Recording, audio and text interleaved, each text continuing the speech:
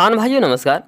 किसान भाइयों आज आपको हम बताएंगे तोरई की खेती, यानी कि तोरी और तोरई की खेती अगर जो करते हैं तो आप इससे कितना उत्पादन ले सकते हैं, कब इसका रोपाई कर सकते हैं, कितने इसमें बीज की मात्रा होती है, कौन सी इसमें बीमारी आती है, वो सारी जानकारी हम इस वीडियो में देने वाले हैं।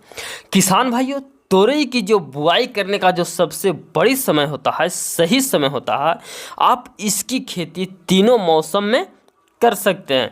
लेकिन आपको हम बता दें कि ग्रीष्मकालीन में फसल इसकी जो फरवरी और मार्च में अगर जो आप इसकी रोपाई करते हैं तो आपके लिए बेस्ट साबित हो सकता है।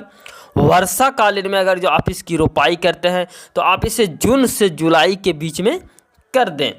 शरद कालीन में अगर इसकी फसल को आप रोपाई करना चाहते हैं तो सितंबर और अक्टूबर के बीच में ही कर दें, क्योंकि अक्टूबर के बाद आपकी इसकी रोपाई करना मुख्य रूप से ये सुनिश्चित नहीं है, क्योंकि अक्टूबर और नवंबर के भीतर ठंड ज़्यादा पड़ती है। हाँ, अगर जो आपके एरिया में ठंड नहीं पड़ती है, कम पड़ती है, तो आप इसकी अक्टूबर और नवंबर में भी आप इसकी खेती कर सकते हैं। लेकिन जहाँ पे इस ठंड ज़्यादा पड़ती है वहाँ पे आप अक्टूबर के बाद, यानी कि लास्ट अक्टूबर तक आप इसकी बुआई कर सकते हैं। नवंबर में आप इसकी बुआई करना सुनिश्चित नहीं है। तो ये मौसम आपको बता दें कि ये सही समय होता है। ये ध्यान देंगे किसान भाइयों कि हम फरवरी मार्च में तो इसकी खेती हम सालों भर कर सकते हैं, लेकिन ठंड में इसकी उत्पादन लेना किसानों की बहुत ही ज़्यादा महंगा पड़ जाता है। ठंड के मौसम में पौधा ग्रो नहीं कर पाता है, विकास नहीं कर पाता है, इसके कारण किसानों के नुकसान हो सकता है। तो आप कहाँ तक ही इसकी खेती की जो लिमिट है, सीमित है, आप अक्टूबर तक ही इसकी बुआई करें, और नहीं तो फिर आप ग्रीष्मकालीन में आप सीधे फरवरी में चले जाए। फरवरी और मार्च में आप इसकी खेती कर सकते हैं। इसकी खेती के लिए आपको सबसे दोमट मिट्टी सबसे उपयुक्त मानी जाती है। बलुई दोमट मिट्टी में इसका जो क्या होता है पीएच मान होता है वो 6 से 7.5 पॉइंट तक होता है। खेत की अच्छी सी गहरी जुताई कर लेनी है, गोबर की खाद डाल देनी है और मेड़ बनाकर इसकी रोपाई कर देनी है। सिंचाई के लिए सबसे उपयुक्त मानी जाती है कि अगर जो आप गर्मी में इसकी फसल लगाएं तो 5 से 6 दिन के अंतराल पर इसकी सिंचाई करते रहते हैं।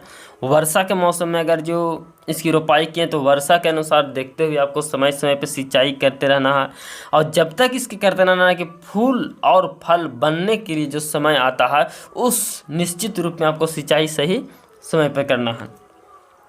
किसान भाइयों खेत की तैयारी के समय गोबर आपको कम से कम 20 से 30 टन दे दें। रासायनिक खाद जो आती है यूरिया, डीएपी, पोटास, एसएसपी, आपको प्रति हेक्टेयर के हिसाब से नाइट्रोजन 60 से 70 किलो, फास्फोरस 30 से 40 किलो, पोटास 30 से 40 किलो, एसएसपी 40 से 50 किलो, ये आपको देकर ही आपको रोपाई कर देते हैं। और समय समय पे बीच बीच में आप सिंचाई करते हैं तो उस समय पे भी आपको डीएपी का प्रयोग और मिक्सचर खाद की प्रयोग आपको करते रहना है। इसमें जो रोग लगने की जो सबसे बड़ी समस्या आती है, फल छेदक, लाल मक्खी, थ्रिप्स, माइट्स, कई ऐसे होते हैं जो आपको समय समय पर इसका इलाज आपको करते रहना। जब मार्केट जाएं, मार्केट से आपको दवाइयाँ लाएं, इसका स्प्रे करते रहिएगा, तब आपको फसल की अच्छी ग्रोथ होगी। तोड़ाई के लिए आप सबसे 50 से 60 दिन में फसल की पहली तोड़ाई हो जाती है, तोड़ाई होने लगती है, और 2 से 3 दिन पर इसकी तोड़ाई लगातार होती रहती है, क्योंकि अगर जो आप नहीं तोड़ाई कीजिएगा तो नई जो फल बनेंगे उसका ग्रो या वृद्धि नहीं होगा। किसान भाइयों अगर जो अच्छी किस्म को चयन करते हैं तो आपको 150 से 200 क्विंटल प्रति हेक्टेयर से इसकी उपज मिल सकती है। तो किसान भाई तोरई की खेती आपको लिए एक बहुत ही लाभकारी साबित हो सकता है, क्योंकि इसका हर एक सीज़न में मार्केट में मांग आपको कम से कम 20 से 40 रुपये किलो तक रहता है। ये कंटिन्यू रहता है और इसका मांग है जो मंडियों में तेज़ी से होने लगा। किसान इसकी खेती कम करते हैं और मांग इसका ज़्यादा होता है। तो आप इसकी खेती तीनों समय में कर सकते हैं। आपके एरिया में तोरई, परोर, कई ऐसे नाम से जाना जाता है, तो आप इसकी खेती कीजिए। तीनों मौसम में खेती इसकी की जा सकती है।